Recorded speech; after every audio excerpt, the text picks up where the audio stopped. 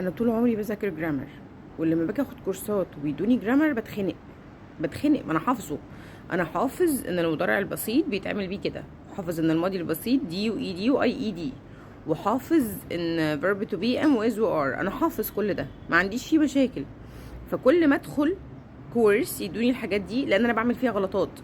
انا بمل من الشرح بتاعها، وبمل من الشغل عليها، وبمل من ان انا بحل عليها اسئله. ما هو عشان انت لسه ستيل بتتعلمها غلط يا حبيبي يا حبيبتي.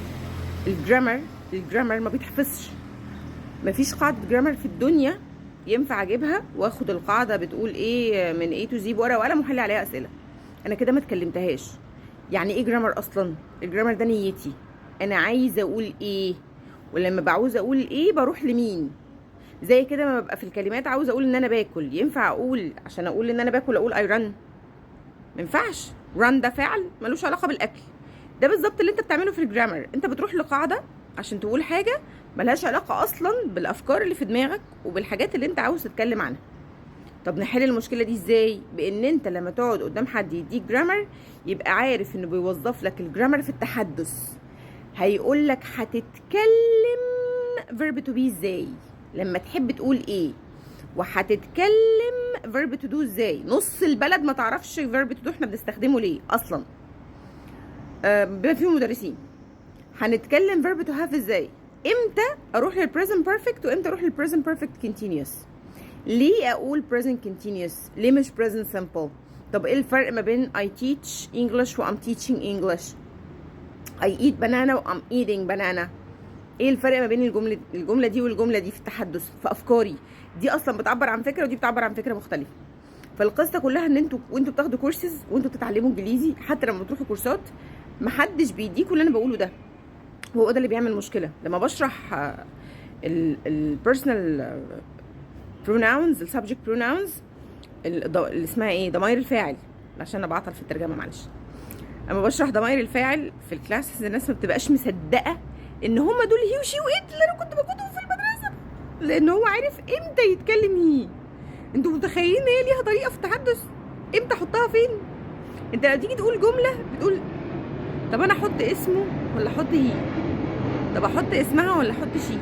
طب اقول ايه دلوقتي؟ طب امتى احط نيم وامتى احط ناون؟ طب انا هقول ايه ازاي؟ كل اللي انتوا بتعملوه انتوا بتجيبوا الكلام اللي انتوا عارفينه ترشقوه جنب بعض وهوب يطلع conversation. فلما حد يجي يديك مبادئ، اعرف هو هيديك مبادئ في التحدث ولا هيديك جرامر تحفظه وتحل عليه 150 سؤال. هو ده الفرق. فانت مطلوب منك تعرف انت بتتعلم جرامر في التحدث ازاي.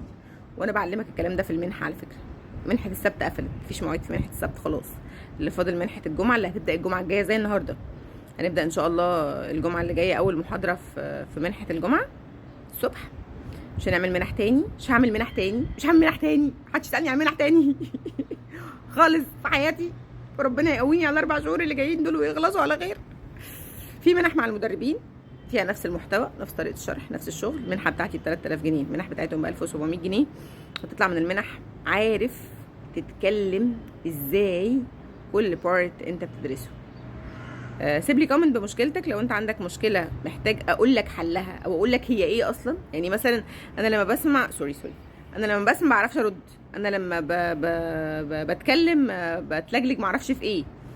فقول لي، سيب لي مشكلتك في كومنت لو انا مشكلتك ما شرحتهاش في فيديوهات قبل كده، وانا هشرح لك المشكله ايه وحلها ازاي، ولو حلها عندي او مش عندي.